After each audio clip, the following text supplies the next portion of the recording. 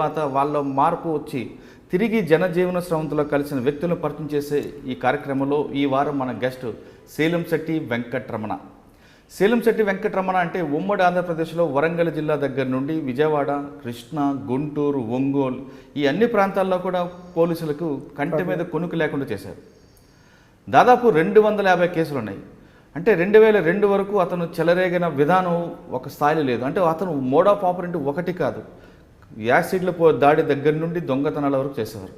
అతను నేర చరిత్ర ఏ స్థాయిలో ఉందంటే అప్పట్లో విజయవాడ కమిషనర్గా ఉన్న సురేంద్రబాబు గారు కనిపిస్తే కాల్చివేత అని ఉత్తర్వులు జారీ చేశారంటే అతను నేర చరిత్ర ఏ స్థాయిలో ఉంది అన్నది మనం అర్థం చేసుకోవచ్చు.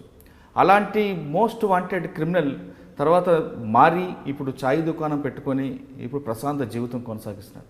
అతను ఏ పరిస్థితిలో దాదాపు 250 నేరాలు చేశారు, ఎలాంటి నేరాలు చేయాల్సి వచ్చింది, ఈ చోరీ చేసిన సొత్తుని ఏం చేశారు, అసలు నిజంగా 250 కేసులు అతను చేసినవైనా లేదా పోలీసు కుట్ర కేసులు కూడా పెట్టారా, ఇప్పుడు ప్రస్తుతం అతను మారడానికి కారణం ఎవరు అనే విషయాన్ని వెంకటరమణ అడిగి తెలుసుకుందాం. వెంకటరమణ నమస్తే. నమస్తే సార్. వెంకటరమణ, నువ్వు చెప్తున్నట్లు 2002లో సురేంద్రబాబు గారు బెజవాడలో కమిషనర్గా చార్జ్ తీసుకున్న టైంలో రౌడీ షీటర్ అవ్వచ్చు, లేదా యాంటీ సోషల్ ఎలిమెంట్ అవ్వచ్చు, లేదా క్రిమినల్స్ ఎవరు కనబడినా సిటీ వదిలి పారిపోవాలని ఫస్ట్ ఒక ఆర్డర్స్ ఇచ్చారు. ఆయన చెప్పిన ఆర్డర్స్ ఇంప్లిమెంట్ చేయకుండా సిటీలో ఉంటే వాళ్ళ మీద రౌడీ షీటర్లు ఓపెన్ చేసి అరెస్ట్ చేయించారు. ఇంకా కానీ చెల్లరైపోతే వాళ్ళ మీద కనిపిస్తే కాల్చివేత అనే ఉత్తర్వులు కూడా జారీ చేసినట్లుగా అప్పుడు పేపర్లో వచ్చింది. అందులో ఆ జాబితాలో సేలంశెట్టి వెంకటరమణ కూడా ఉన్నట్లుగా తెలుస్తుంది. అలాంటి మోస్ట్ వాంటెడ్ అంత నటోరియస్ క్రిమినల్గా ఉన్న వెంకటరమణ ఇప్పుడు అంత సడన్గా మంచి మార్గంలో రావడానికి కారణం ఏంటి, అసలు మంచి మార్గం రాకుండా ముందు కృష్ణా జిల్లా చెందిన వెంకటరమణ క్రైమ్ రూట్ ఎందుకు ఎంచుకున్నారు? ఈ ప్రశ్నలకి జవాబు చెప్పే ముందు ఒకసారి మీ నాన్నగారి గురించి, మీ అమ్మగారి గురించి, నీ బాల్య గురించి. మా నాన్న పేరు సేలంశెట్టి వెంకటరమణ నాగేశ్వరరావు సార్. మా అమ్మ పేరు నాగమణి. మా మిసెస్ ఇప్పుడు పద్మ, తెలంగాణ అమ్మాయి చేసుకున్నాం, జనం అవది. ఇంకా తండ్రి అంటావా, జీవితంలో అలా తండ్రి అవసరం లేదు సార్. ఎందుకంటే నేరశత్రులోని అతను ఒక నాకు భాగం, నేరశత్రులో అతను ఒక భాగం నాకు. నా వయసు 10 సంవత్సరాలు సార్. ఆ 10 సంవత్సరాల వయసులో 100 రూపాయలు సంపాదించమని కొట్టేవాడు. ఏం పట్టుకొని 100 రూపాయలు సంపాదించుకురామని నువ్వేమని చెయ్యి కొట్టేవాడు.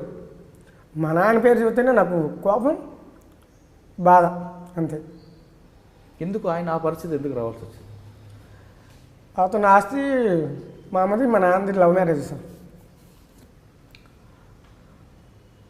సరే తెలిసేలేకో చేసుకున్నాను, నాకు తెలీదు.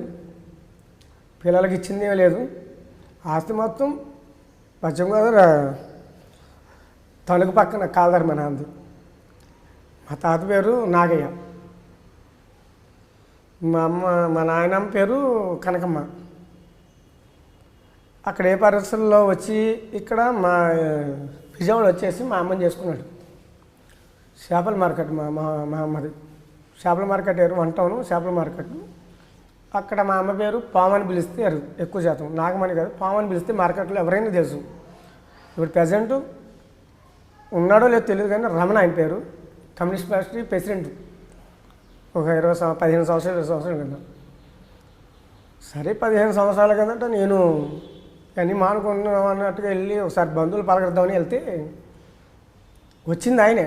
మా అమ్మ ఒకసారి చూపించింది, వచ్చింది ఆయనే. ఆయన ఏమన్నాడంటే నేను మీ మావయ్యని కాదు, మీ మావయ్య నా పేరు మీ మావయ్య పేరు ఒకటే అని చెప్పుకొచ్చాడు. సరే ఏదో ఇక నమ్మి ఏం చేస్తాం, అక్కడ మనం ఏం చేయలేదు. నేను ఒక నేరస్తుని, నేను నేరస్తుగా ఉన్నాను కాబట్టి వాళ్ళని ఎదిరించలేదు. మీ నాన్నగారు 100 రూపాయలు తెమ్మని బాగా కొట్టడంతో సేలంశెట్టి వెంకటరమణ దొంగగా మారాయని చెప్తున్నాను. అవును సార్. అంటే ఫస్ట్ నేరం ఎక్కడ చేసుకోవచ్చు, ఎవరితో చూస్తే నేర్చుకున్నాం? చిల్లరగా అప్పుడు ఏం చేయండి సార్, కాపరు కాపర్ చేసేవాడిని. చేస్తూ నాకు 4 చెల్లెలు సార్. 4 2 తమ్ముళ్ళు చనిపోయారు, చిన్నప్పుడే చనిపోయారు పుట్టగానే. వాళ్ళని పట్టించుకునేవాడుగా మమ్మల్ని పట్టించుకున్నాడు. ఏదో జీవితం సాగిపోయింది. ఇక ఏం చేయాలో పారిపోవాలో తెలుస్తలేదు, ఏం చేయాలో తెలుసు. నేను పారిపోతా కూడా నాకు అవకాశం జ్ఞానోదయం లేదు నాకు పారిపోతాకు అప్పటికి. ఎప్పుడు చూడు నువ్వు 100 తీసుకొచ్చినా కొడతాడు, 200 తీసుకొచ్చినా కొడతాడు ఆ టైంలో. ఎప్పుడు సార్ అది 85లోనో 85లో తీసుకొస్తే సరే అనేసి అలాగా భరించి 90 వరకు భరించుకుంటూ వచ్చా. 83 వరకు భరించుకుంటూ వచ్చా. విజయవాడ పారిపోయి వచ్చా. అక్కడ మా నాన్న వాళ్ళ అక్క విజయవాడ అదే పుట్టి పెరిగింది నేను విజయవాడే, కానీ తీసుకెళ్ళిపోయాడు మళ్ళీ అక్కడి నుండి. ఏమైందంటే అక్కడ ప్రజెంట్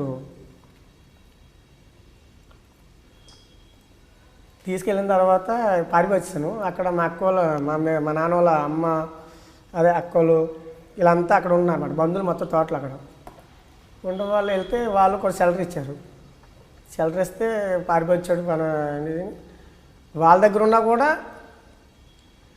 నేను అన్నం తినాలన్నా డబ్బులు సంపాదించుకురావాలి వాళ్ళకాడికి, వాళ్ళు పెట్టేది లేదు నాకు. వెళ్ళేవాడిని, ఇంగ్లీష్ రకాల అన్నం తిన్నా, కాగితాలు కూడా ఏరాను. నేను చేయని పనే లేదు. మురికి నీళ్ళు ఎస్కేప్లో మురికి నీళ్ళు తాగా, శ్మశానంలో పనుకున్నా. 10 చోట తిరిగి పోలీసుల పని అలా క్రైమ్లోని పెరుక్కుంటూ స్టేషన్కి వెళ్తాం, కొడతాం.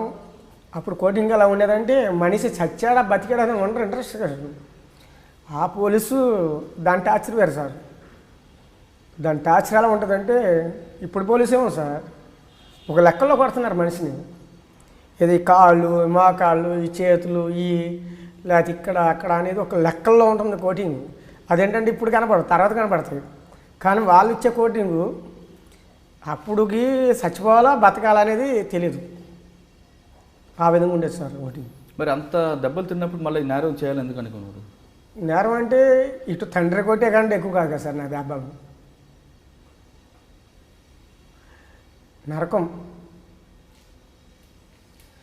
ఆడితో అలవాటు అయిపోయింది. పారిపోయి వచ్చిన తర్వాత నడిచిన కుర్రలు దొరికారు.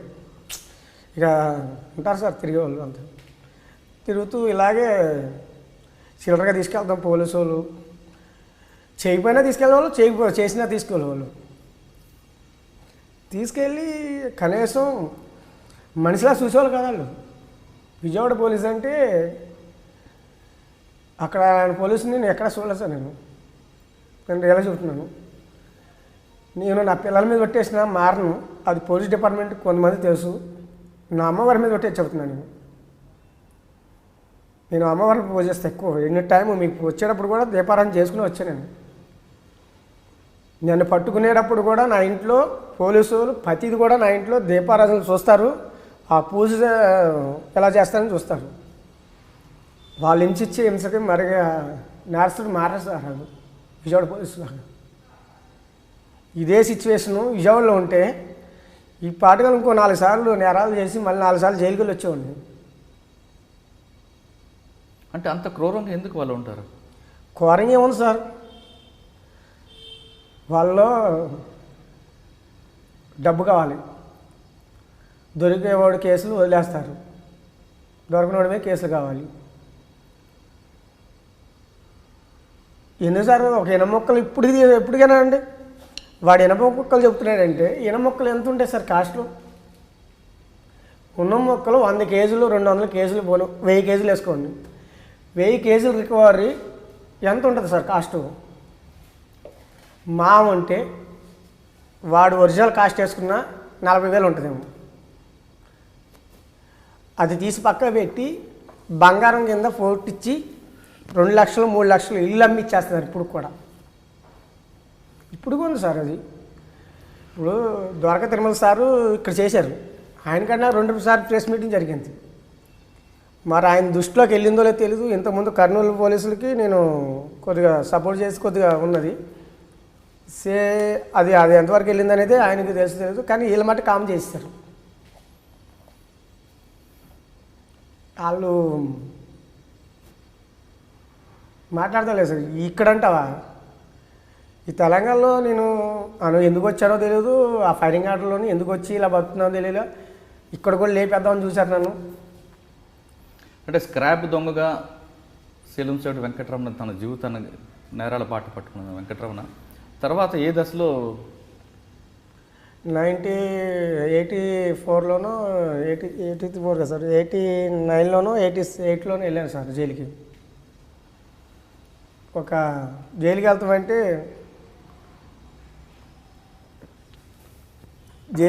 మామూలు విషయం కాదు సార్ అప్పుడులోని. ఆ జైలు ఎలా ఉంటుందంటే రాజమండ్రి సెంట్రల్ జైలు. ఆ సెంట్రల్ జైలు ఎలా ఉంటుందంటే ఆ గోడ చూస్తేనే ముచ్చిపోయాలన్నమాట. బయట ఈ సలబేళ్ళు ఇవన్నీ వరంగల్ ఇవన్నీ ఎండుతో తుడిచిపెట్టాడు అది పక్కకి. ఆ జైలు ఒక డిఫరెన్స్గా ఉంటుంది. కానీ ఆ టైంలోనే నన్ను మీసం రాలా ఏం రాలా. కానీ మేషర్ దగ్గర ఏం చేయాలి నన్ను, వాళ్ళు కూడా నా మీద కేసు పెడతాక బాధం ఏంటంటే ఈ మాట్లాడితే పట్టుకెళ్తున్నారు. పట్టుకెళ్ళి ఈ ఉంటాయి కదా సార్ లాకప్లు వేస్తాం, వాళ్ళ మీద చెప్పమని వీళ్ళే చెప్పిస్తారు. విజయవాడ పోలీసుల్లో కొంతమంది ఉన్నారు, ఇప్పుడు నడుస్తుంది అది. ఈనప కుట్ల మీద చెప్తాం వాళ్ళు వీళ్ళు పగబట్టేసి నన్ను చంపేయమన్నారు కూడా. అప్పటికి సిఏకి ఎస్సీ గారికి ఎంతో 10,000 అంతా ఇచ్చారు, లేపేసేయండి ఆయన్ని చంపేయండి అనేసి. తీసుకెళ్ళి రైలు పట్టాల మీద పడుకోబెట్టారు. నేను ఎంతసారి నాది అదొక కేసా ఆ టైంలో ఆలోచించాను అన్నమాట మైండ్లో. ఇంత దానికి కూడా నన్ను ఇలా చేస్తారా అని మైండ్లో పెరిగింది నాకు. సరే ఆయన పట్టిమంటారు వీళ్ళు పట్టిమంటారు, ఏదో దోస్తులను పట్టించేసాను. అందులో ఒక దోస్తు నన్ను అరెస్ట్ చేసి రాజమండ్రి సెన్సిల్ పంపించారు. పంపించిన తర్వాత ఏమైందంటే జైలుకి వెళ్ళకూడదు సామాన్యంగా. జైలుకి వెళ్ళిన రోడ్డు బయటకు వచ్చాడంటే ఎవ్వడం మాట్లాడు. అది మెయిన్ తెలుసుకోవాల్సిన డిపార్ట్మెంట్కి అది. ఏదో చిన్న కేసు కదా వీడిని బొక్కలో తోసేద్దాం అనుకుంటాడు. ఈ ఫ్యామిలీ కేసు రావనేయండి, ఉద్యమంకి ఏ ఒక్క చిన్న కేసులో వెళ్ళినా సరే వాడు వచ్చేటప్పుడు ఒక క్రిమినల్గా తయారవుతాడు, కానీ వాళ్ళ మార్పు అనేది రాదు. నేను చెప్పేది నేను అనుభవించిన అనుభవంలో ఎవరు కూడా అనిపించాలో తెలియదు. నాకు దగ్గర 25 సంవత్సరాలు అనుభవం సార్. నాకు 25 సంవత్సరాల నుండి జైలుకి తిరుగుతాం కానీ ఏం చేస్తాం కానీ, ఎవరైనా కొడతాం కానీ, ఎవరైనా కోస్తాం కానీ, ఎవరి మీద యాసిడ్ పోస్తాం కానీ, ఏమనుకుంటే అది నా మైండ్లో. నన్ను మెంటల్ రావణని పిలిచేవాళ్ళు, మా నాన్న మెంటల్ నాయకుడు అని పిలిచేవాళ్ళు, నన్ను మెంటల్ రావణని పిలిచారు విజయవాడలో. ఇప్పుడు పిలుస్తారు మెంటల్ నా కొడుకు అనేసి. కానీ అది కాదు ముఖ్యం. కానీ వీళ్ళు చేసే పనులు కనపడవు, కానీ పక్కన మీద నొట్టేటట్టుగా ఉంటుంది మాట అది డిపార్ట్మెంట్. నేను జైలుకి వెళ్ళాను. జైలుకి నేను వెళ్ళినప్పుడు జైలు ఎలా ఉండేదంటే సత్తు గిన్నెలు సార్. అంటే ఏమంటారు, సెవెంట్ అంటారా సిల్వర్ అంటారు ఇక్కడ. సిల్వర్ బొచ్చుల మాట, ఒక సిల్వర్ గ్లాసు, ఒక సిల్వర్ లోట, పట్ట. ఇప్పుడు అంటే అఫీషియల్గా అన్నీ ఇస్తున్నారు ఇప్పుడు. అప్పుడు అవి ఏమి లేవు. పట్ట గోని పట్ట ఉంటుంది, పట్టలాగా ఇప్పుడున్న పట్టలాగే ఉంటుంది. దాంట్లో నల్లులు ఉంటాయో ఏముంటాయో తెలియదు. వేసుకున్న తర్వాత అన్ని దద్దులు వచ్చేసేది. సరే అన్నానికి వెళ్తారా రైస్కి, అన్నం 600 గ్రాములు అంటారు. వాడు కొలిసేది కరెక్ట్ కాట వేసేవాడు. రాజమండ్రి సెంట్రల్ జైలు అనేది దానికి పేరు మాట. రిమైండ్ వాడికి 600 రైసు, 700 గ్రాములు శిక్ష పడినోడికి రైసు. ప్రతి మాన్యువల్ దాంట్లో నాకు ప్రతిదీ చాలా తెలుసు సార్. ఈ రైస్ వేసుకొని ఈ పప్పే కానీ ఈ రసం పోసుకుంటే ఇలా కలిపితే ఆ పురుగులు ఎలా వచ్చాయి తెలుసా సార్? చిన్న చిన్న గాజు పురుగులు, తెల్ల పురుగులు పారుగా ఇలా 2 రోజులు బయట తిన్నాం కదా సార్. అప్పుడు చూసి పారేస్తాం, తినగా వెళ్తూ ఉంటే 2 రోజుల తర్వాత మళ్ళీ అలవాటు అయిపోయింది. అలాపై అన్ని పురుగులు తీసి బయట వేస్తాం, తింటాం. తిన్న తర్వాత జైలు బయటకు వచ్చిన తర్వాత నేరం ఇంత దానికి నేరం అదే, పెద్దదానికి నేరం అదే శిక్ష. ఇప్పుడు చేసేది ఇంతే దొంగతనం. ఏమో 100 కిలోలు బంగారు తీసుకొచ్చి ఇక్కడ ఏమో పెట్టామనుకో సార్, అదే శిక్ష. ఒక 1 కిలో రాగి తీసుకొచ్చి ఇక్కడ పెట్టామనుకో సార్, అదే శిక్ష. సార్ ఓకే, అంటే ఆ శిక్షలో తేడా లేదని చెప్పి నువ్వే నేరం చేసుకొచ్చావు? శిక్షలో తేడా ఏముంది సార్? గోల్డ్ చేశాను సార్. గోల్డ్ హౌస్ బ్రేకింగ్ అనేసి. ఫస్ట్ మోడ్ ఆఫ్ ఆపరేట్ ఏంటి నీది? ఎక్కువ మోడ్ ఆఫ్ ఏంటంటే ఇక జైల్లో కొంతమంది సీనియర్లు ఉంటారు సార్. ఇప్పుడంటే నేను సీనియర్ అయ్యాను అనుకో, అప్పుడులో ఎవరో ఒక సీనియర్లు ఉండేవాళ్ళు. వాళ్ళ పక్కన నేను కూర్చొని అన్నం తింటూ ఆలోచించేవాడిని. రౌడీ షీట్లు ఉండేవాళ్ళు, వాడిని ఇలా కొయ్యాలి అనేసి. ఫ్యామిలీ కేసులు ఉండేవి, ఒక సోరీ కేసులు ఉండేవాళ్ళు, అదే సోరీ కేసులో పెద్ద నర్సులు ఉండేవి. ఏది ఇలా పెడితే నేను ఈ కేసులో వెళ్ళే ముందల ఒకరికి గంజి అడిగితే గంజి ఇచ్చేస్తున్నారు, మేము టీ అడిగితే టీ ఇవ్వాలి నాకు. కేసు అరెస్ట్ ముందన్నమాట, అదే జైలుకి వెళ్ళే ముందల. ఒక చోరీకి ఆడు చేసింది ఏదో నేరం చేశాడు, వాడు దొంగే నేను దొంగే. వాడు నేను సార్ సార్ ఇట్లా అంజోడు నీ అమ్మందంగా నా కొడక అని నోటుకు వచ్చినట్టుగా వాళ్ళ ఇష్టం. వీళ్ళు సార్ అంటే చాలు గంజా పొట్టలు వచ్చేది, సాయంత్రం క్వార్టర్ వచ్చేది. దీనికి డిఫరెన్స్ ఏంటనో ఆలోచించాను. తర్వాత జైలుకి వెళ్తే జైల్లో కూడా మారిపోతుంది అనుకుంటే జైల్లో కూడా డామినేషను, దాంట్లో కూడా ఎన్నో రకాలు దాని తెలియని క్రైమ్ అనేది మొత్తం నేర్చుకున్నాను. దాంట్లో జైల్లో కూడా ఎలా ఉండాలనేది కూడా నేర్చుకుని దాని తర్వాత బయటకు వచ్చి నేరాలు స్టార్ట్ చేసిన తర్వాత ఫస్ట్ నేరం ఏం చేసుకోవచ్చు జైలుకి వెళ్ళొచ్చా? పోలీసు వాళ్ళ పక్కనే ఉండేవాడు సార్. నేను ఇనపగుట్లో పనిచేసేవాడిని. హాఫ్ కేజీ అర కేజీ పావు కేజీ అదే అప్పుడు కేజీలు గ్రాములు అయితే నాకు తెలియదు, ఏం తెలియదు. వాడికి ఇచ్చేవాడిని, ఎంత గొప్ప తీసుకెళ్ళి ఇచ్చేవాడిని. ఏంటిది? బంగారం. అంటే నేరం చేసేవాడిని సార్. ఏంటి? హెచ్పియా సార్. ఎక్కువ మాసర్ డౌన్ సార్. మాసారం, విజయవాడ మాసార్ డౌన్ అంటే అక్కడ ఉన్న డే హెచ్పి సార్. అంటే డే హెచ్పి ఏ విధంగా చేస్తుంటావు? 9 నుండి 12 లోపే నాది. 12 దాటితే అది ముట్టుకోను మళ్ళీ. ఎందుకు? నాకు అలవాట్లేదు. 9 నుంచి 12కి తాళాలు ఎందుకు వేస్తారు? ఎందుకు వేస్తారంటే మీరంతా జాబ్ వాళ్ళకి వెళ్తారు, వేసుకుని వెళ్తారు. ఆ టైమే సెట్. మీరు వేసుకునేది ఎన్నింటికి వెళ్తారు సార్? ఇప్పుడు మీరు జాబ్ ఇప్పుడు ఎగ్జాంపుల్గా మీరు తాళం ఎన్నింటికి వేసి వచ్చి ఉంటారు ఇంటికి? 9 గంటలకి. మీరు బయటకు వచ్చారు, మీరు ఇంకా ఎన్నింటికి వెళ్తారు? సాయంత్రం వెళ్తారు. ఈ మధ్యలో మళ్ళీ ఫ్యామిలీ వెళ్తుంది కదా, స్కూల్ నుండి వెళ్తారు కదా, అందుకు 12 లోపే చేస్తారా? కొంతమంది పడుకున్న తర్వాత కూడా చేస్తారు కదా. పడుకున్న తర్వాత ఉంటాయి. ఇప్పుడు అంటే మారిపోయింది. అప్పుడు క్రైమ్ అనేది ఏంటంటే నేను చేసినప్పుడు కొత్తలో క్రైము ఒక విజయవాడ సిటీలో రమణాగాడు తప్ప ఎవడు చేయడు, అలాగే రాజమండ్రిలో ఇంకొకటి తప్ప ఎవడు చేయడు.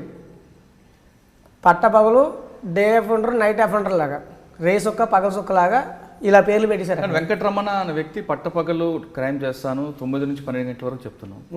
డే హెచ్పి చేస్తున్నప్పుడు తాళాలు ఏ విధంగా బ్రేక్ చేస్తావు? అంటే తాళం వేసిన ఇంటనే ఎంచుకుంటావు, అంటే ముందు రెక్కీ చేస్తావు లేదా ఆటోమేటిక్గా కొట్టుకుంటూ వెళ్ళిపోతుంటావు?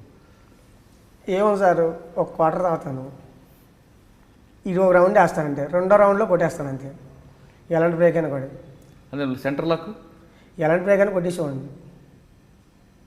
ఆ ఇంట్లో ఇప్పుడు తాళం వేసి ఇల్లు వీళ్ళు వెళ్ళనుకో, ఆ చుట్టుపక్కల అబ్జర్వ్ చేయవా? మరి పక్కన ఉంటారు, యువతల పక్కన ఉంటారు. ఇంటి వాండర్కి దోస్తాలలాగా సార్ చూసారనుకో, సార్ ఎవరు లేరా సార్, మన వాళ్ళు సార్ రమ్మన్నాడు ఇది అని చెప్తారు. వాళ్ళు ఏం చేస్తారు సార్ అప్పుడు? లాక్ బ్రేక్ చేసి లోపలికి వెళ్ళిన తర్వాత వెంకటరమణ ఏ విధంగా చోరీ చేస్తుంటారు?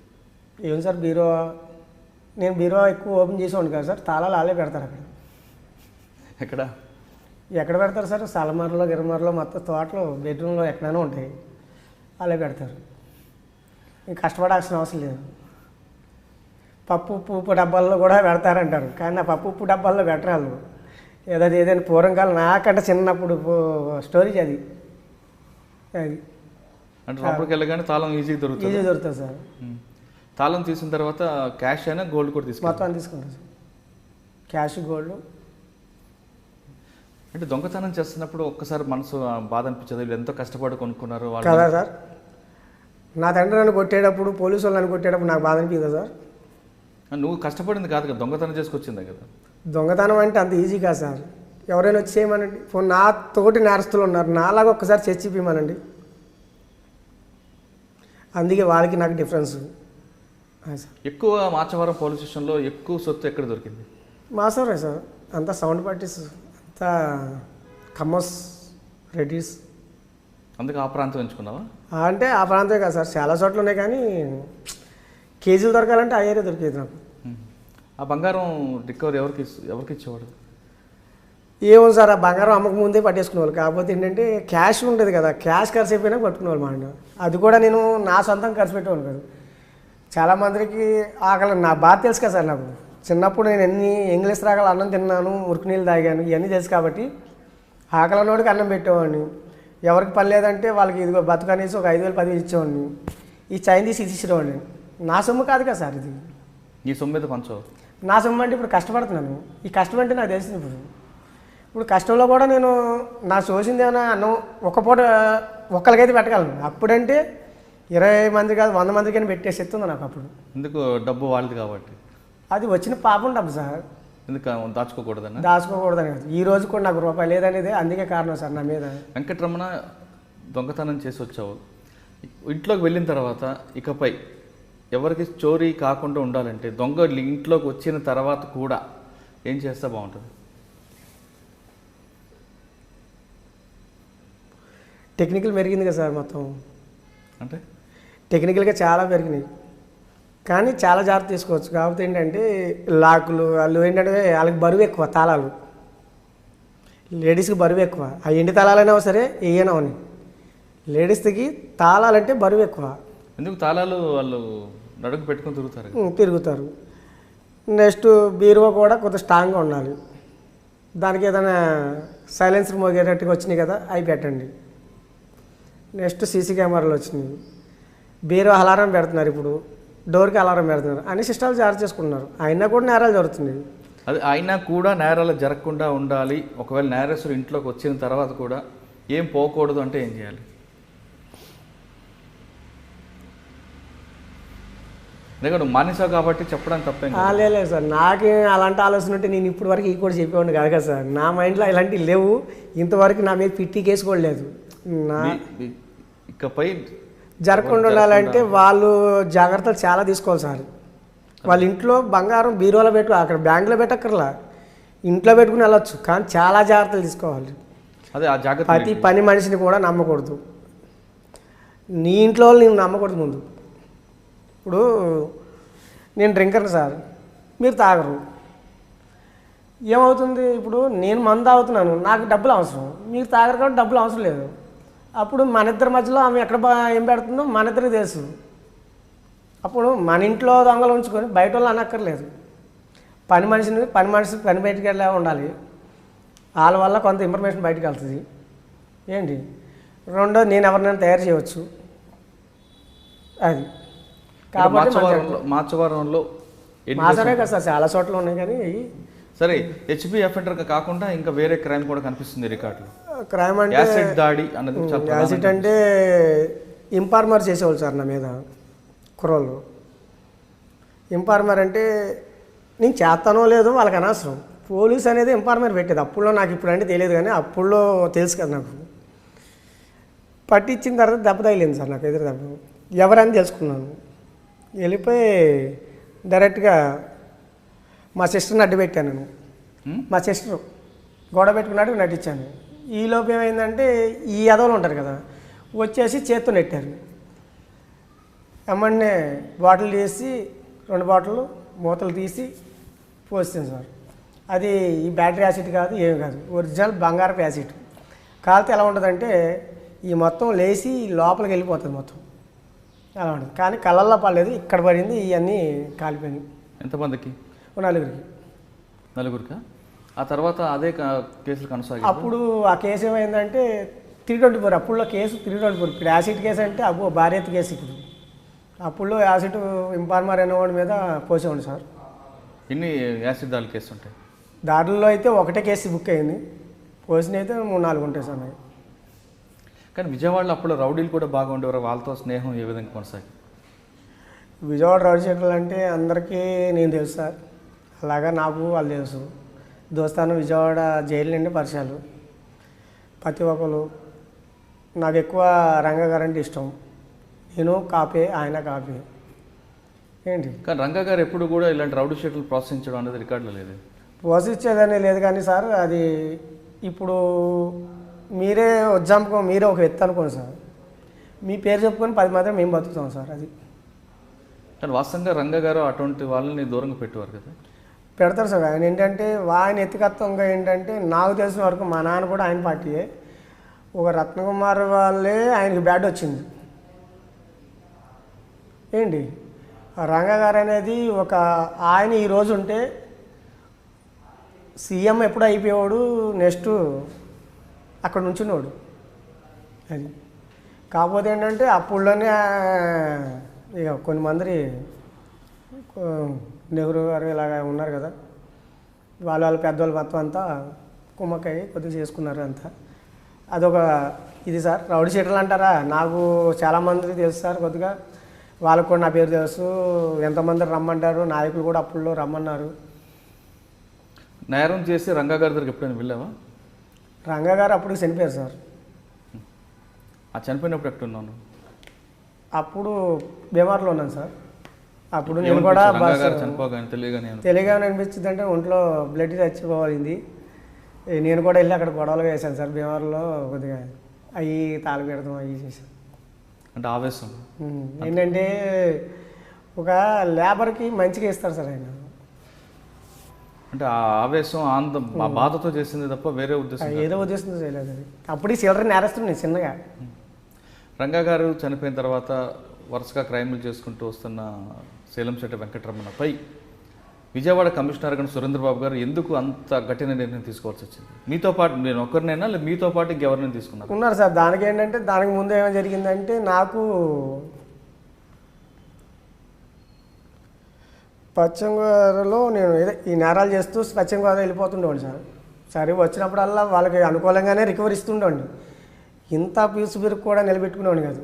కానీ డిపార్ట్మెంటు నేనేమైందంటే ఇవన్నీ మానేశాను సార్. ఎప్పుడు 2006లో 2007లో అనుకోండి సార్. ఆల్రెడీ నేను ఒకరికి సైకిల్ షాప్ పెట్టించా, కూరగాయల వ్యాపారం పెట్టించా, ఇవన్నీ పెట్టించాను, అన్నీ అయిపోయినాయి.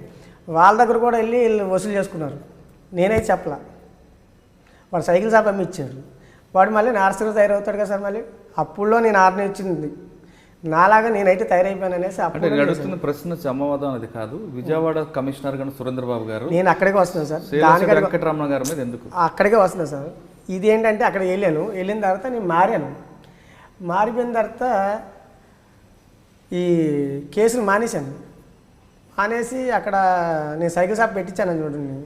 వాళ్ళ అక్క, అలా నాన్న, తల్లిదండ్రులు నన్ను అక్కడ జాయిన్ చేశారు. మా నాన్న అన్నాను కదా సార్, నేను అప్పుడు బతికే ఉన్నాను. వాళ్ళు ఏంటంటే డబ్బులు, అప్పటికి డబ్బులు కావాలి. నేను నేరస్తులైనా కూడా ఎంత ఇచ్చినా కొన్ని నిలబెట్టుకోవాలి వాళ్ళు. ఇప్పుడు 1,00,000 రూపాయలు ఇచ్చాను సార్. అప్పుడు 50,000 అంటే ఎంత ఉంటుంది సార్? అప్పుడు మంచి హంగమా ఉంటుంది. 50,000 ఇస్తే 50,000 నిలబెట్టుకోవాలి. అవన్నీ తాగేసి తిరిగేసి ఎక్కడెక్కడ పోగొట్టుకుని వచ్చి మళ్ళీ నా జీవితం ఖరాబ్ చేద్దామని వచ్చాడు.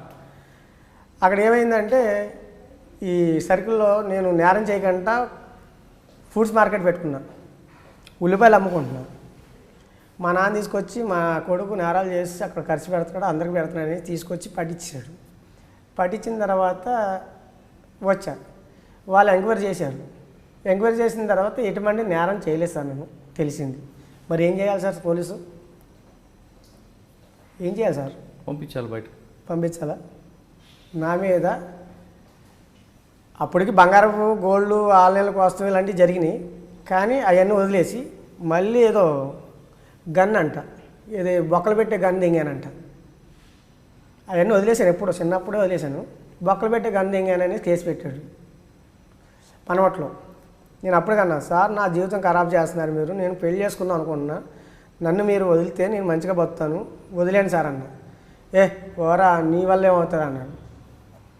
సవాల్ చేసి కొట్టేవాడిని సార్ అప్పుడు ఏరియా. అది అప్పుడు అంత దృష్టిలో పెట్టుకొని దొరికిన వాళ్ళని దొరికినట్టుగా అన్నట్టుగా వదిలిపెట్టేవాడిని కాదు. అన్నీ కొట్టుకుంటూ వస్తే స్నాచింగ్లేమో పాలకోళ్ళు అటు చేసేవాడిని సార్. లాబరీ కూడా అటే చేశాను. ఏంటి ఇక్కడ అన్నీ ఏదైతే పెద్ద ఇల్లు ఉంటే ఆ పెద్ద ఇల్లు కొట్టుకుంటూ వీళ్ళకి చెప్తూ మళ్ళీ కొట్టేవాడిని నేను. కొడితే కేజీల బంగారం. అప్పుడు కమిషనర్ ఏం చేసేవాడు, వీళ్ళని ఈయన తర్వాత ఆయన ఎక్కేవాడు, ఆయన తర్వాత ఆయన ఎక్కేవాడు, ఆయన తర్వాత ఈయన ఎక్కేవాడు. ఎవడంటే శీలం చెట్టేవాడు. దీన్ని బట్టి ఇలా అయిన తర్వాత తీసుకొచ్చి అయిపోయింది. తర్వాత మళ్ళీ మళ్ళీ ఇలా కొట్టుకుంటూ ఒక కొన్ని కేసులు అయిపోయినాయి. జైలు నుండి బెయిల్కి వెళ్తాం వస్తున్నా. ఈ మధ్యలోని సురేంద్ర బాబు సార్ వచ్చారు. సురేంద్ర బాబు ముందు మన సీతారామ ఆంజనేయులు ఆయన లేరు, దానికి ముందు అనుకుంటారు. సురేంద్ర బాబు ఇక్కడ, సీతారామ ఆంజనేయులు గుంటూరు సార్, మర్చిపోయాను, గుంటూరు. సీతారామజనేయులు ఈ సురేంద్ర బాబు అంటే అక్కడ గుంటూరులో అయినా అక్కడ ఎన్కౌంటర్ చేయగానే మమ్మల్ని ఏం చేశారంటే ఇక్కడ నన్ను సూసైడ్ చేసుకోపోయాను సార్. నేను ఇక్కడ స్టేషన్లో కొద్దిగా టార్చర్ ఎక్కువైంది. మా అమ్మాయి మీదకే సవాల్ చేస్తావరా అది ఇది అనేసి టార్చర్ చేసేవాడు సూసైడ్ చేసుకోపోయాను. సూసైడ్ చేసుకోపోయేవాడికి సవాల్ చేసి కొంతమంది దొరికిన వాళ్ళు కొట్టేవాడిని. యాసిడ్ ఉండేది కదా, పరిగెట్టేవాళ్ళు. ఎప్పుడు యాసిడ్ ఎనీ టైం కత్తి అది పెట్టుకున్నాడు కదా సార్, తక్కువ కత్తి, బ్లేడ్ చాలు నాకు మనిషికి వస్తాయి. ఏంటి ఏమైందంటే ఈ సిచ్యువేషన్ జరుగుతున్నాయి ఇక్కడ. జరుగుతుంటుంటే ఈ దృష్టిలో పెట్టుకుని ఆయన టైంలో దొరికిస్తాను నేను. దొరికిన తర్వాత భోపా సింగ్ ఏసీబీ టర్నింగ్ మెంటాలిటీ. ఇప్పుడు చెప్పిన మాటలు వినటం కాదు మనం ఇప్పుడు కమిషనర్ అయినా సరే ఇప్పుడున్న సార్లు చెప్పిన మాటలు వినరు. ఇప్పుడు అప్పుడు ఏంటంటే సార్ ఇది ఇలాగ అంటే అది భూతత్వం కంటే బై భూతత్వం చూస్తారు వాళ్ళు. దాన్ని బట్టి ఇక్కడ జరిగేది సార్. దీని ఏమైందంటే నేను లాగప్పులో ఉండగానే ఇలా జరుగుతుంది అనగానే ఇక మా అమ్మని కమిషనర్ దగ్గర పంపించాను. సార్ ఆయన ఇలా చేశాడు సార్, ఇలా అయినా కూడా ఏదో వేరే విధంగా టార్చర్ చేస్తున్నారు ఇలా సార్ అనేసి మాట్లాడితే పంపిస్తే చెప్పి పంపించాను కమిషనర్. ఆయన ఏమన్నాడు, ఇవన్నీ తర్వాత చూద్దాం పంపించండి అన్నాడు మా అమ్మని. ఏమ్మా ఏం జరిగింది అసలు, ఎందుకు మీ అబ్బాయి ఎందుకు ఇలా తయారయ్యాడు ఏంటి అనేది ఒక మాట అడుగుంటే ఆ రోజు అయిపోయాడు కదా సార్ నేను. అంటే ఇక ఆ రోజు ఇలా జరిగిన తర్వాత సూసైడ్ చేసుకున్నాను. సూసైడ్ చేసుకుంటే ఆల్రెడీ మీడియాకి నేను ప్రతిసారి ప్రెస్ మీటింగ్ జరుగుతుంటున్నాయి. అందరికీ ఇక కడుకట్టు నేరస్తుడు వాడు ఇలాగా అలా అలా అని మీడియాలోని ప్రచారాలు విజయవాడకు. అయిన తర్వాత జైలుకి వెళ్ళాను సార్. జైలుకి వెళ్ళిన తర్వాత సామాను సీల్ చేశారు కదా, సామాను ఇమాను బెయిల్ మీద వస్తానని చెప్పాను. మా అమ్మని పంపించాను లెటర్ రాసి, ఇది నేను చదువుకోవాలా తయారు చేపిస్తున్నమాట నాకు తెలుసు సార్. హైకోర్టు నుండి ఉమెన్స్ రైట్స్ నుండి ఎక్కడి నుండి ఎలాగే తయారు చేయాలో కూడా నాకు ప్రతిదీ తెలుసు, ఎవరికి ఏ సంభాషించి మాట్లాడాలనేది. దాంతో తయారు చేసి పంపిస్తే చూసి శిలంచాటలో అమ్మ నువ్వు తీ వెళ్ళే అన్నాడంట. ఎవరు? సురేంద్ర బాబు. ఒక ఐపీ ఆఫీసరు ఇప్పుడులో అయితే అసలు యాక్చువల్గా ఐపీ ఆఫీసర్ అనే వాళ్ళు కూడా ఎవ్వరు కూడా తప్పుగా ప్రవర్తిస్తారు సార్. వాడు ఎంత కరుడు కట్టి నేరస్తుంది ఏంటి, ఎంతవరకు వాడిని చూస్తారో అంతవరకు చూసి తర్వాత ప్రవర్తిస్తారు వాళ్ళు. కానీ ఆయన ఒక చిన్న నేరస్తుడికే అంత ఓపిక లేకపోతే ఆయన ఇంకేం చేస్తాం సార్. ఆ టైంలో జైలుకి వెళ్తే జైల్లో పిల్లి ప్రసాద్ అని ఒక అతను ఉన్నాడు రౌడీ షెటరు, వాడు మా ఎదురుగా ఎదిగాడు. తర్వాత రమేష్, తర్వాత కొకరగడ్డ జానీ వీళ్ళిద్దరు రౌడీ షెటర్లు. అడబ్యాంక్ అన్న నేను మా నలుగురు పిల్లి ప్రసాద్ని తీసుకెళ్ళి మా ఎదురుగానే కస్టడీ తీసుకెళ్ళారు. కస్టడీ నుండి జంప్ అయిపోయారని టీవీలో రోలింగ్ చూపిస్తున్నారు. అప్పుడు సిటీ కేబుల్ సార్ చూపిస్తుంటే రోలింగ్ చూపిస్తుంటే సర్లే అనుకున్నాం, మాకెందుకులా అనుకున్నాం. ఆల్రెడీ దానికి ముందు వచ్చి అందరికి వార్నింగ్ ఇచ్చేళ్ళాడు. ఒక జైల్లోకి ఆయన వచ్చి వార్నింగ్ ఇచ్చాడంటే జైలు డిపార్ట్మెంట్ ఏంటి అనుకోవాలి, వీళ్ళేమనుకోవాలి. ఇప్పుడు రావచ్చు పలకరించి వెళ్ళిపోవాలి. ఆయన జైల్లోకి వచ్చి నువ్వు బెయిల్ మీద బయటకు వస్తే సావు దింగుతా గేట్ బయటే. ఎవరున్నారు? సురేంద్ర బాబు. నాకు ఇంకొక 7-8 మందికి అన్నాడు సార్, 10 మందికి అన్నప్పుడు ఒక ఈ డైలాగులు అవి చెప్పకూడదు. అక్కడికి వచ్చాయన ఏమనాలి, నువ్వు మారి చూపించు. ఇప్పుడు సివి ఆనంద్ సార్ ఉన్నాడు, ఆయన వేసేయాలంటే వేయలేదు సార్, అందరినీ అవకాశం బట్టి ఇస్తున్నాడు ఆయన అంతే. సారు సరే ఆ రోజు జైలు తర్వాత ఏం జరిగింది? అది జరిగిన తర్వాత ఫైరింగ్ ఆర్డర్ ఇష్యూ అయింది సార్.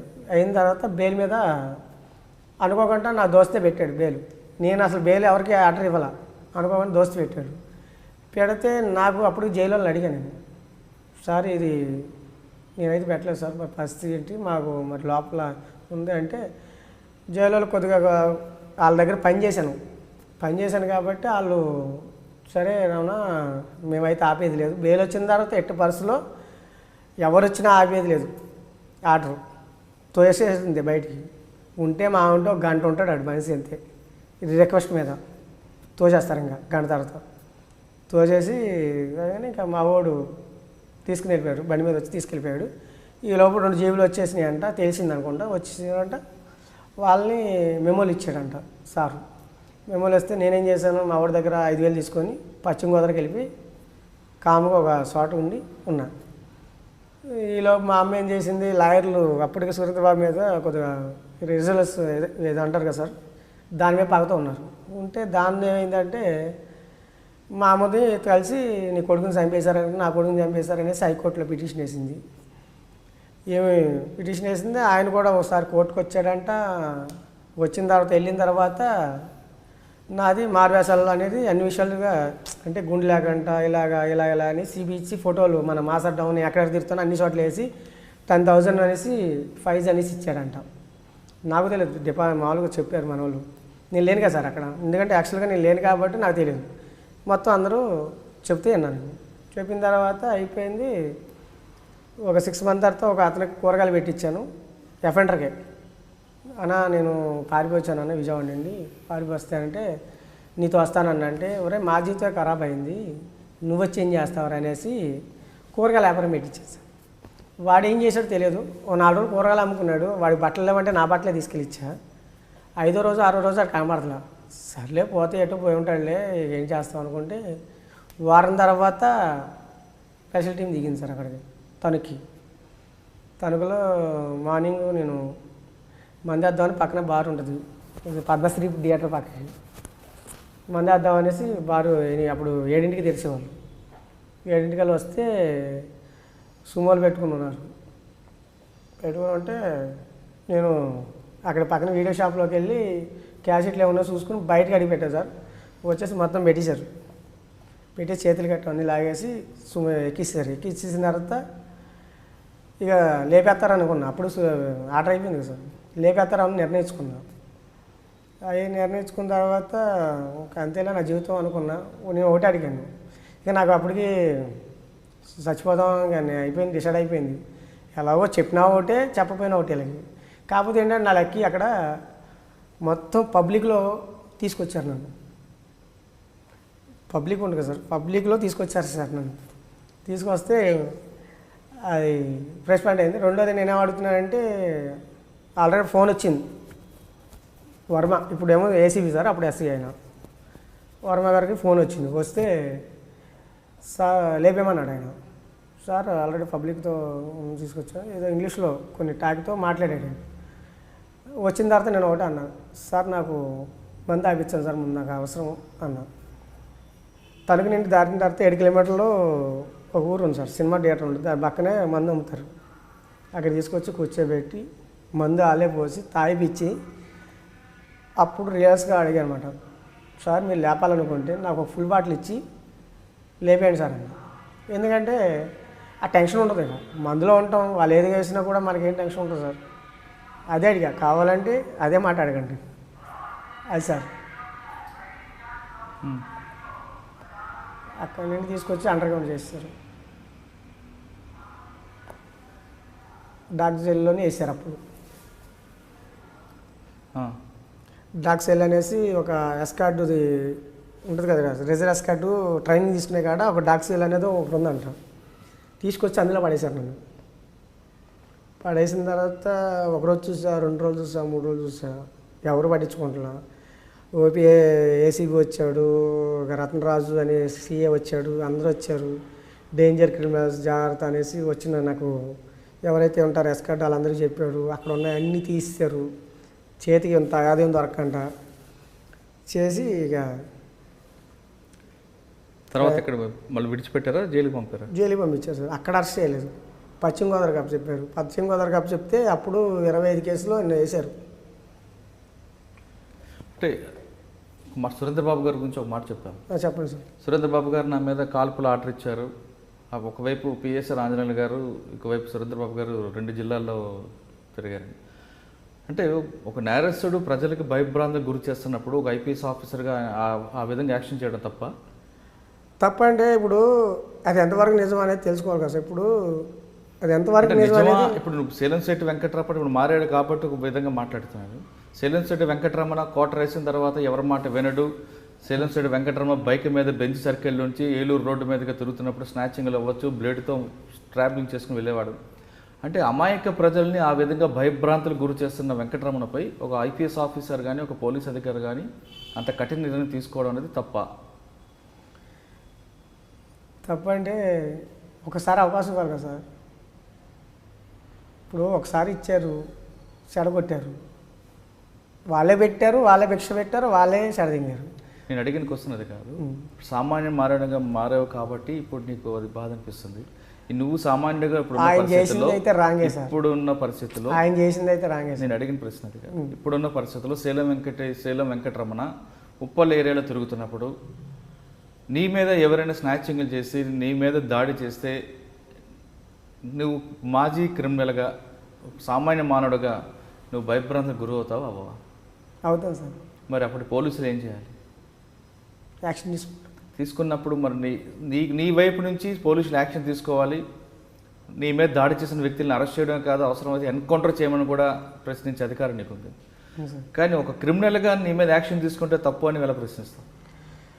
ఏముంది సార్, నేను తిరిగిన ఫైళ్ళు అలా ఉంది ఆ రోజుల్లో. రైట్, ఇప్పుడు కరెక్ట్ సమాధానంకి వచ్చావు. నువ్వు తిరుగుతున్న ప్రాంతం అటువంటిది, నీవు ఆ మైండ్ సెట్లో ఉన్నావు కాబట్టి నీకు నేరం అనిపించింది. అవును సార్. కానీ ప్రతి పోలీస్ ఆఫీసర్ కానీ ఒక పోలీస్ కానీ క్రిమినల్ మీద యాక్షన్ తీసుకోవాలని ఇంటెన్షన్ ఉంటుంది. వాళ్ళకి పబ్లిక్కి సేవ్ చేయాలి ఇంటెన్షనే వాళ్ళ మెయిన్ ఇంటెన్షన్. ఎందుకంటే మీరు చెప్తున్నట్లుగా పక్కన విజయవాడ, ఇటుపక్క గుంటూరు, మధ్యన కృష్ణానది, అటు తాడికొండ, అటు పిడుగురాల, గురజాల, ఇటు విజయవాడ, పడమట్లంక, కృష్ణలంక, మాచవరం, ఈ రెండు ప్రాంతాల రౌడీలు ఇక్కడ నేరం చేసి అటు పారిపోవడం, అక్కడ నేరం చేసి ఇటు రావడం. ఈ రెండు అంటే కృష్ణానదిలో ఇటువైపు ఉన్న వాళ్ళేమో నేరం చేసి గుంటూరు పారిపోయేవాళ్ళు, గుంటూరులో ఉన్న రౌడీ షెడ్యూల్ నేరం చేసి కృష్ణానదిలో షెల్టర్ తీసుకున్నారు.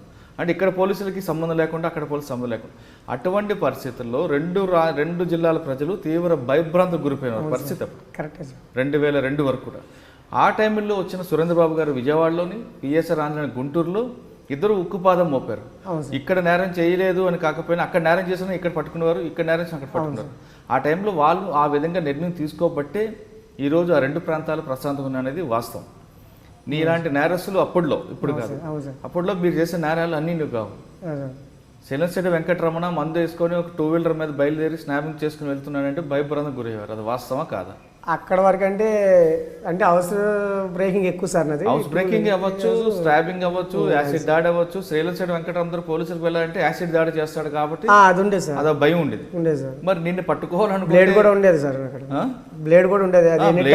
యాసిడ్ ఒక పిడి కూడా పక్కన పెట్టేవాడిని. మరి అటువంటిప్పుడు నిన్ను పట్టుకోవాలి, నేను కంట్రోల్ చేయాలంటే వాళ్ళు ఆ విధంగా చేయాల్సిందే. సరే, ఏదవని ఒక మంచి మార్కులకు వచ్చాం. తర్వాత ఆంధ్రప్రదేశ్ నుంచి వరంగల్, విజయవాడ, ఒంగోలు, ఆ ప్రాంతానికి ఎందుకు వెళ్ళావు?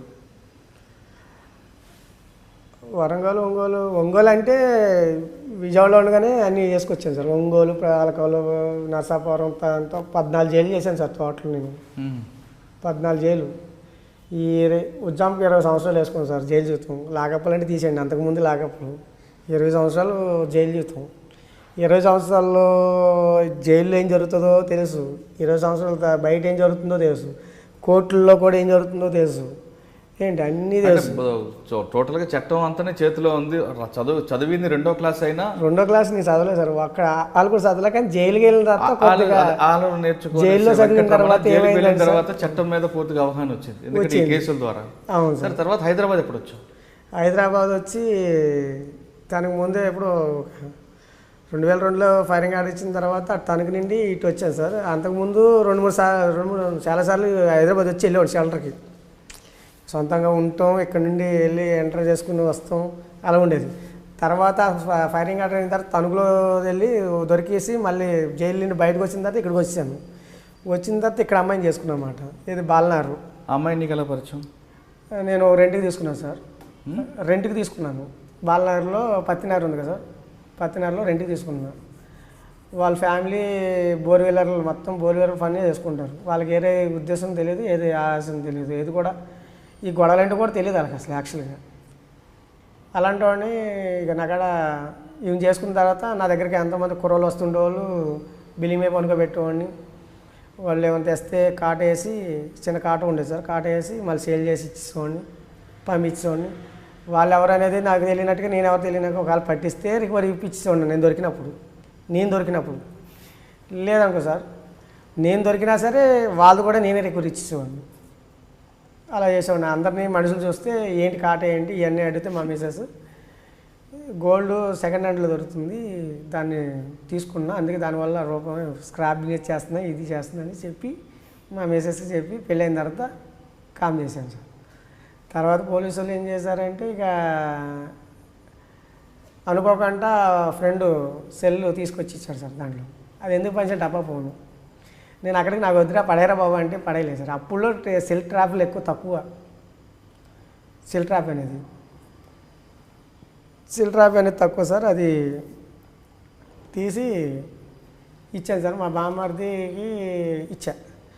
వాడిని పట్టుకుని ఆ సెల్ అమౌంట్ గోల్డ్ ఎంత పోయిందంటే 1/2 kg అంత పోయింది సార్. దాంట్లో సెల్ వచ్చింది. మనం ఏంటంటే అప్పటి నుండి ఇప్పుడు ఆ కాలం అనుకున్నట్టుగా సెల్ కూడా సరే దెబ్బ ఫోన్ పడతా ఎందుకు అనేసి వీడికి ఇచ్చా సార్, మా బామ్మర్దికి, ఈ పని చేసే వాళ్ళకి. ఫోన్ లేదు బావ అంటే సరే ఇచ్చిన తర్వాత ఏమైందంటే ఈయన్ని అంటాడు ఏదో స్కూటరు గుద్దేసో యాక్సిడెంట్ అనేసి. ఈయన ఆ టైంలోనే జనగంలో ఒక అమ్మాయి, జనగంలో అలా అక్కడ రెండుకుంటున్నా సార్, జనగంలో ఒక అమ్మాయి అల్లరి చేస్తే దాన్ని కొట్టాను సార్. దాన్ని ఇంకో వాళ్ళ అమ్మ నాన్న అందరినీ కొట్టాను. కొడితే ఆ కేసులో లోపలికి వెళ్ళారు. ఈడొచ్చి ఆ టైంలోని భవన్ మరి ఇది అంటే వాళ్ళు మొత్తం వీళ్ళ బంధువులందరూ కొద్ది లీటర్లు అక్కడ, మా మిసెస్ బంధువులు ఏంటంటే కౌన్సిలరు ఇలాగా అక్కడ మా టీవీలో ఆయన ఉన్నాడు, ఇలాగ వాళ్ళందరూ వచ్చి అడిగితే నాకేం తెలియదంటే నా చరిత్ర వాళ్ళకి తెలియదు కదా సార్, ఎక్కడ లీక్ చేస్తే ఎక్కడేంటనే. అప్పటికి మా చెల్లి ఏం చేసిందంటే ఒక అఫెండర్ దగ్గర చైన్ తీసుకొచ్చి నాకు తాగడి పెట్టింది. తాగడి పెడితే ఈ తాగడి పెట్టమని అన్నయ్య ఇచ్చింది. నీకు చైన్ ఎక్కడదా అని అడిగాను. ఆ అక్క కొన్నది నేను తీసుకున్నాను అన్నయ్య అంటే సరేలే అనేసి ఏదో అవసరం వచ్చింది మరి అక్కడే పెట్టుకోవచ్చు కదా అన్నాను. లేదన్నయ్య నువ్వు అయితే కొద్దిగా ఎక్కువ డబ్బులు ఇప్పిస్తావు కదా అనేసి అంటే సరే సెల్లుకి నేనేమనుకుంటాను సెల్ కదా అనేసి ఇప్పించి అమౌంట్ ఇచ్చి పంపించాను. ఆడు అఫెండరు రాజమండ్రి. నేను జైల్లో ఉండగానే ఆ అఫెండర్ని చేశాడు. మా చెల్లెలు ఇద్దరు పెట్టుకోగానే మా అమ్మని మా చెల్లెల్ని అక్కడ శ్రీశైలం తీసుకెళ్ళగానే ఇక్కడ ఏమైందంటే నా పేరు చెప్పారు అక్కడ శీలం చెట్టు వెంకటరామణ అనగానే ఆ మాట ముందే చెప్పొచ్చు కదమ్మా, నీ ఒంటి మీద దెబ్బ కూడా పడేది కదా, వాడు ఎక్కడ ఉన్నాడంటే పలానా చోట ఉన్నాడంటే సార్ అతనితో మాట్లాడతాం మేము అనేసి మా అమ్మని తీసుకొని వచ్చారు. తీసుకొచ్చిన తర్వాత నేను ఒకటి అన్నాను, నీకు ఎంత కావాలి, కేజీ కావాలా 2 కిలోలు కావాలి బంగారు రికవరీ, నేను బేరు మీద వచ్చినాక ఇస్తాను, మా అమ్మని పంపించాను అన్నాను. పంపించారు. పంపించిన తర్వాత ఈ కేసు ఈ టెన్షన్లో ఉంటే ఈలోపు నాకేమర్థమైందంటే నన్ను గేట్లో బయటికి బెయిల్ మీద అమ్మాయి కేసులో అయితే వచ్చాను బయటికి, కాలు ఇలా పెట్టాను గేట్ బయటికి. సరునారు సీజర్స్లు అదే ఫస్ట్ ఎంటర్ నాది హైదరాబాద్కి. నా ఫేస్ తెలియదు, నా తెలియదు, లేకపోతే ఒక ఇంకా వెలుగుతూనే ఉండేమో దీపంలాగా, లేకపోతే లేపేసేవాళ్ళేమో తెలియదు సార్. అది ఇక అది జరిగిన కానీ ఇక తీసుకొచ్చి చేస్తే దగ్గర 2 కిలోలు రికవర్ చేసుకున్నారు. అప్పుడు అలాగే వరంగల్ ఇంకా అప్పుడు టచ్ అవ్వలేదు సార్, నాకు ఇంకా వరంగల్ టచ్ అవ్వలేదు. అది ఈ 2 కిలో బంగారంతో ఇటు వచ్చేసామాట. సో ఇక హైదరాబాద్ పరిచయం నేను, హైదరాబాద్ జైలుకి పరిచయం అయ్యావు. హైదరాబాద్ సర్వనార్ తోటి సల్ఫర్ సెంటర్ పరిచయం అయ్యాను. తర్వాత ఏమో సార్ బెయిల్ మీద విజయవాడ కేసులకి వెళ్ళిపోయి విజయవాడలోనే అడ్మిట్ అయిపోయి విజయవాడ జైలు అంటే మాకు నా అడ్డ లాంటిది. విజయవాడ జైల్లో నేను నా ఇష్టం, నేను ఎలాగైనా నడుపుకుంటాను, నేను ఎలాగైనా చేసుకుంటాను అంటే నేను జైల్లో రుబాబీ చేసేది లేనోడికి వాటికి సాయం చేశాను. వరంగల్కి ఏ విధంగా పరిచయం అయ్యావు? వరంగల్ కంటే విజయవాడ జైలు నుండి వచ్చిన తర్వాత వచ్చాను, మళ్ళీ బయటకి వచ్చి మళ్ళీ లోపలికి వెళ్ళాను. వచ్చిన తర్వాత ఎప్పుడో మన వైఎస్ఆర్ సార్ చచ్చిపెట్టారు సార్, దానికి ముందు నన్ను ఇక్కడ పత్తినారులో మా ఊళ్ళో పట్టించారు. వీళ్ళే మళ్ళీ బంధువులే పట్టించారు, మా మిసెస్ బంధువులే పట్టిస్తే అప్పటికి ఆ ఏరియా లీటర్ ఉంటారు కదా వాళ్ళందరూ వచ్చి సొక్క పట్టుకునేటికి అమ్మడిని కరెంటు వైర్ ఇలా తిరగేసి అందరూ పట్టుకున్నారు. సస్తే నాతో పాటు 10 మంది చంపేస్తాననేసి, అంతే సస్తే నేను చావాలి, నాతో పాటు మీరు చావాలి, నన్ను ఎందుకు మీరు నీకేమైనా అవసరమా, నీ ఇంటికాడ ఏమైనా ఉందా, నీకేమైనా ఉందా, నాకు వారెంట్ ఉంది రేకాలు చేయించుకోవాలి, నన్ను అడిగారు పోలీసులు నీకెందుకు అనేవాళ్ళకి మొత్తం ఆ ఏరియా మొత్తం పత్తినారులు మొత్తం అంతా రౌడీలు మొత్తం ఆఫ్ చేసేసారు. ఆఫ్ చేయగానే ఇక సనత్నారికి ఆఫ్ చెప్పారు. సనత్నారికి ఆఫ్ చెప్తే ఏం జరిగిందిరా బాబు అంటే నాకు వారెంట్ ఉంది లేడీస్ కేసు అందువల్ల ఆఫ్ చేశారన్న. వీళ్ళ వరకు వరంగల్ సీసెస్ వాళ్ళు వచ్చి తీసుకెళ్ళారు. తీసుకెళ్ళి ఇక వాళ్ళు పెట్టారు. ఇక వరంగల్ ఏ కేసు చేస్తావు? వాళ్ళకని కేసు ఏం చేయలేదు సార్. మరి ఎందుకు వెళ్ళే వరంగల్? బయట రికవర్ చేసుకున్నారు, పెట్టారు. చెప్పాను కదా సార్, ఏదైనా ఉంటే ఇలా చేసుకుంటారు, లేదంటే అలా పెడతారు అనమాట. అంటే ఉన్నది బయటది ఎక్కడ ఉంటే వీళ్ళకి ఇచ్చేయాలి, లేవనుకో మీ కాడ ఉన్నది నా మీద పెట్టి పంపిస్తారు. ఆ విధంగా ఉండదు సార్ పోలీసు. వరంగల్ ఏ కేసు పెట్టి పంపించారు పోలీసు? వరంగల్ చిన్న కేసే పెట్టారు సార్, ఏదో సింపుల్గా. అక్కడికి ఆ లేడీస్ది వారెంట్ ఉంది, చెప్పా మీరు వారెంట్ నాకు అక్కడికి వచ్చిందంటే ఇది ప్రాపర్టీ ఎక్కడికి వెళ్తుందో నాకు తెలుసు అనేసి రియల్గా చెప్పేశాను. మట్టి వరుస చేసుకుని చెప్తే ఇక అక్కడ స్క్రాప్ దొంగగా జీవితం ప్రారంభించిన సేలంశెట్టి వెంకటరమణ తర్వాత స్నాచింగ్లు, హెచ్బి అఫెండర్, రాబరీలు చేసుకుంటూ దాదాపు 250 కేసులు ఉన్న వెంకటరమణ సడన్గా మంచి మార్కులు ఎందుకు రావాలనుకున్నారు? ఎవరు మార్చారు లేదా వేరే కారణమే ఉందా? మార్చేది ఉండండి సార్, నేను జీవితాంతరం ఇదే బతికైతే నా పిల్లల పరిస్థితి. అప్పటికి నాకు కొడుకు పుట్టాడు సార్. పుట్టిన తర్వాత కూడా ఆలోచించాను. ఏమని ఆలోచించానంటే ఇక లైఫ్ అంతా ఇదే అయితే రేపొద్దున నన్ను ఏలేడు చూపించారు, రేపొద్దున నా కొడుకును కూడా ఏలేడు చూపిస్తారు కదా, ఎందుకు ఇది అని ఆలోచించాను. కానీ 2 సార్లు మారాను. 2 సార్లు విజయవాడ పోలీసులు నా మీద అన్యాయంగా పెట్టారు. మారినోడిని మారినట్టుగా ఉంచాలి సార్. అప్పుడు పోలీసు ఎలా ఉండేదంటే దాని అంతా అప్పుడు పోలీస్ వ్యవస్థ పక్కన పెడితే ఇప్పుడు ఒక మాట చెప్తాం, నా కొడుకు పెరుగుతున్నాడు, వాడు నాలాగా కాకూడదు అన్నది ఉద్దేశంతోనే. అంటే ఈ ఆలోచన ఎందుకు రాదు? ఎందుకంటే మీ నాన్నగారు నీకు 100 రూపాయలు తేలని కొట్టి నిన్ను ఒక దొంగగా కొట్టడం వల్లే దొంగగా మారానని మీరు చెప్తున్నారు. ఇప్పుడు అదే పరిస్థితి నా పిల్లలకు రాకూడదు అనేసి ఆలోచన ఉంది. కానీ ఆల్రెడీ ఆలోచనతో వస్తున్నాను, ఎవరు ఆపుతలేదు. ఆల్రెడీ సురేంద్ర బాబు సార్, సివి ఆనంద్ సార్ దగ్గర 2వ ప్రెస్ మీటింగ్ అయింది. 2 సార్లు ప్రెస్ మీటింగ్ అయింది సార్. సివి ఆనంద్ సార్ అంటే ఫస్ట్ ఒకసారి అయింది. అయిన తర్వాత ఇంకో ప్రెస్ మీటింగ్ బందర్లో అయింది సార్, శివానంద్ గారు. అప్పుడు ఎస్పీ గారు అనుకుంటారు సార్, 2000లో బందర్ చేసినట్టుకున్నారు సార్. విజయవాడ సిపి చేశారు. విజయవాడ సిపి చేశారు సార్. దాని ముందు ఎస్పీ గారు కదా సార్ ఆయన సార్. అయితే ఎస్పీగా ఉన్నప్పుడు అనుకుంటా ఆయన పరిచయం అయింది నాకు అక్కడ. అనుకున్నా ఏం పేరు సార్ అని అడిగాను. అంటే ఏరే వాళ్ళని ఆనంద్ సార్ అన్నారు. ఆనంద్ సార్ అంటే ఇక అక్కడి నుండి ఆయన ఏమన్నాడంటే, ఆనంద్ సారు అప్పుడు వయసులో ఉన్నావు నువ్వు, ఇలాంటివి ఎందుకు, నువ్వు హోంగార్డ్కి పని చేయి అన్నారు సార్. అప్పుడు హోంగార్డ్కి అని సార్ 750 1000 రూపాయలు. ఇక ఆలోచించా, సరే సార్ వస్తా సార్ అంటే ఈయన వస్తే ఈయనకి ఇవ్వండి అని అన్నాడు. అక్కడ సార్లు చెప్పాడు. ఇక మనం వచ్చేది లేదు, పోయింది లేదు. తర్వాత ఇప్పుడు ఇక్కడికి వచ్చిన తర్వాత ఇది జరిగిన తర్వాత ఏమిటంటే ఇక్కడ నా పిల్లల కోసం నేను మారాను. నా పిల్లల కోసం ఎందుకు మారానంటే రేపొద్దున ఇలాగ నా పరిస్థితి రాకూడదు. ఇలాగే చచ్చిపోయాను అనుకో సార్, వాడిని పలానాని తేలికి చూపిస్తారు, దొంగ కొడుకు అంటారు. వాళ్ళ నాన్న ఇలా చేశాడు, వాళ్ళ నాన్న వాళ్ళ మీద కోసాడు, ఈయన కోసాడు, ఈడు నేరాలు దొంగతనాలు చేశాడు, ఈ చేశాడు, ఆ నేరాలు చేశాడు, ఆడి మీద ఈడి యాసిడ్ పోసినప్పుడు ఈడు చచ్చాడు, అందుకే పిల్లల పరిస్థితి ఇలా అయిందని అంటారు. ఆ పరిస్థితి రాకూడదనేసి నేను మైండ్లోని 2-3 సార్లు పెట్టుకున్నాను. ఈ జీవితం ఎప్పుడు వస్తుందమ్మా అని దేవుని కూడా కొలుస్తూ ఉన్నాను. అనుకోకుండా లాస్ట్ అండ్ ఫైనల్లో 2014 సార్. అది మేడం గారు అప్పుడు డీసీ సార్, నవీన్ సార్ కాదు, జానకి శర్మిల మేడం, ఆమె గారికి తీసుకెళ్ళారు కౌన్సిలింగ్కి. నాకన్నా ముందు రాజు పెట్టాడు. మేనేజర్ రాజు అనేసి అక్కడ ఈసీఎల్లో పెట్టారు. ఆయన పెట్టిన తర్వాత ఇంకెవరు పెట్టలే. ఇక నన్ను కౌన్సిలింగ్ తీసుకెళ్తే అందరూ ఇంకా పోలీసు అంటే ఏదో కౌన్సిలింగ్ ఇస్తారు, మళ్ళీ ఇలా నేను అనిపించాను కదా సార్, 2-3 సార్లు అనిపించాను ఆటోమేటిక్. ఒక్కసారి దెబ్బ తగిలితే కాదు, 2వ సారి దెబ్బ తగిలింది. ఇక ఇంతలే అనేసి షో చేస్తున్నారులే అనుకుని సరే సార్ మారుతాను మేడం అది ఇది అని చెప్పాను. లింగే సార్ అనేసి ఉన్నాడు. నెక్స్ట్ నన్ను మార్చింది ఆయన బాల్సింగ్ అన్న. బాల్సింగ్ అన్న ఆయన అంటే ఒక హెడ్ కానిస్టేబులే, కానీ ఆయన మనస్తత్వం ఏంటంటే నేరం చేస్తే ఊరుకోడు. యాక్చువల్గా నేరం చేయనోడికి హెల్ప్ చేస్తా అంటాడు. ఆయన ఏం చేశాడంటే ఇలాగ నీకు ఇలా చేస్తాను అలా చేస్తాను అంటే విన్నానన్నా, ఇన్నిసార్లు వింటాను, ఆల్రెడీ మేము విజయవాడలో చేసేసి ఇన్ని చూశాను, తల కూడా పడిపోయింది అన్న నాకు, ఏంటి అన్న ఇది అన్నాను.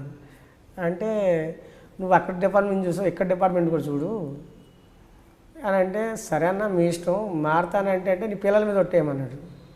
నా పిల్లలు అంటే నేను ఒట్టేసానని మాట తప్పితే మళ్ళీ నువ్వు బాధపడవద్దు, పిల్లల మీద అయితే నా అమ్మవారి మీద ఒట్టేస్తానన్న అని అమ్మవారి మీద ఒట్టేసిన తర్వాత నేను జైలుకి వెళ్ళాను సార్. జైలుకి వెళ్ళి ఏదో అప్పు చేసుకుని ఇలాగ అవకాశం ఇస్తున్నారు, మేడం గారు కూడా ఇలాగ రమ్మన్నారు, ఇగో పెట్టుకో వాటలు అన్నారు అనేసి నేనేం చేశాను, బెయిల్ మీద ఏదో అప్పు చేసుకుని బయటకు వచ్చాను.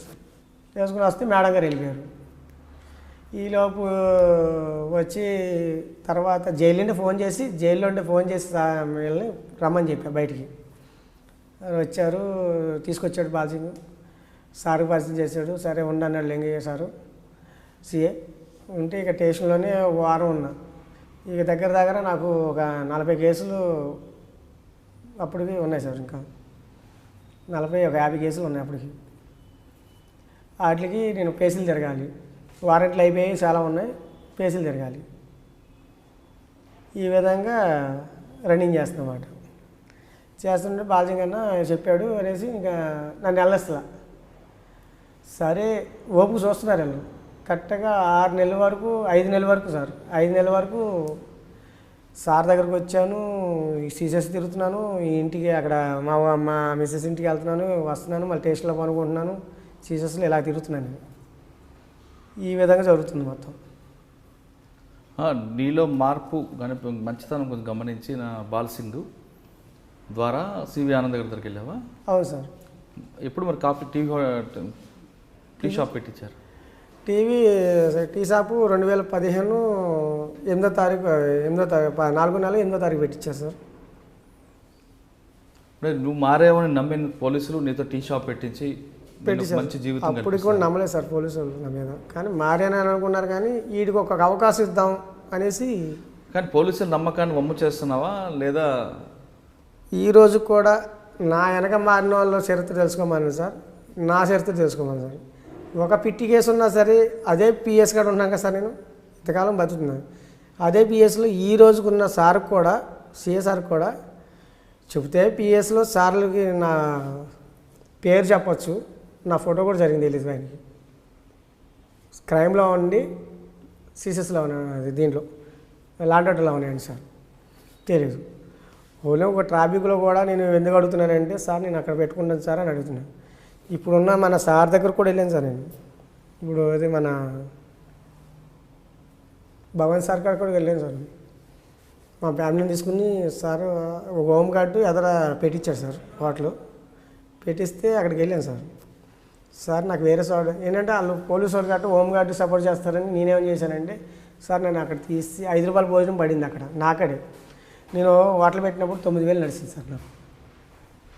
హోటల్ పెట్టినప్పుడు 9,000 నడిచింది. తర్వాత ఇప్పుడు 3,000 కూడా కష్టం అయిపోయింది నాకు. ఏం చేయాలో అర్థం కావట్లేదు. ఇప్పుడు మీకు ఫోటోలో ఉన్న వాటికి ఇప్పుడున్న వాటికి చాలా కాలం తగ్గింది సార్. అంటే సరుకు పడకపోతాం, ఇలాగా వ్యాపారం ఇటు పక్కన దాంతో దొరుకుతుంది, ఇటు పక్కన అప్పుడంటే తక్కువ నేను పెట్టిన కోతలు. ఇప్పుడు అందరూ కాంపిటీషన్ అయిపోయింది. దాని తగ్గట్టు ఏంటంటే ఏదైనా కంప్లైంట్ ఇద్దామని, సరే ఏదైనా కంప్లైంట్ ఇప్పుడు నేను ఎవరైనా వచ్చి రుబాబు చేస్తున్నాను అనుకో సార్, నేను వెళ్ళి సీఏ దగ్గరికి వెళ్ళాను అనుకో, ఏమన్నారంటే నువ్వు నేరస్తుడు కదా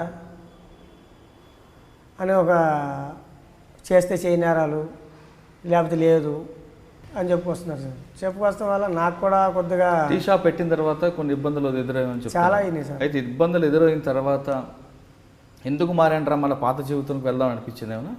అనిపించలేదు సార్. ఎందుకంటే నవీన్ సార్ ఉన్నారు కదా సార్, ఆయన ఆ రోజు చెప్పాడు సార్, నీ కోపం తగ్గించుకో, నీ కోపం వల్ల నువ్వు చాలా ఇబ్బంది పడతావు, తోటలో తగ్గించుకుంటేనే నువ్వు పైకి వస్తావు, నీ వల్ల ఇంకో నలుగురు బతికేటట్టు చూసుకో, కానీ నీ వల్ల అందరూ చెడిపోయేటట్టు చూసుకోవద్దు అనేసి చెప్పాడు సార్. ఇప్పుడు ఒక్కసారి నమ్మి పెట్టించారు సార్ నాకు. నేను ఒక్కసారి ఏదో వాళ్ళని నమ్మించి ఒకసారి మోసం చేసేసానంటే రెండోసారి నమ్మరు సార్. మరి వేరే వాళ్ళు ఎలా నమ్ముతున్నారో తెలియక నేనైతే ఇంతవరకు నమ్మకం అనేది ఈ రోజు కూడా అలాగే నిలబెట్టి కూర్చున్నాను. అంటే నేను ఫైనల్గా 2 క్వశ్చన్స్ అడుగుతా. సార్ అమ్మవారిని నమ్ముతానంటున్న వెంకటరమణ అమ్మవారి మీద ఒట్టేసిన తర్వాత మరొకసారి నేరం చేయడంటారు? చేయలేదు సార్. చెయ్యడు కూడా. చేయడు కూడా. ఇకపై రాదు కూడా పరిస్థితి. Very good. అయితే ఇంకొక రెండో క్వశ్చన్. చాలామంది ఇప్పుడు మీ చరిత్ర తీసుకుంటే చిన్నప్పుడు తల్లిదండ్రులు సరిగ్గా పెంచకపోవడం వల్ల నేరాల బాట పట్టావు. తర్వాత చెడు స్నేహంతో అది కంటిన్యూ అయిపోయింది.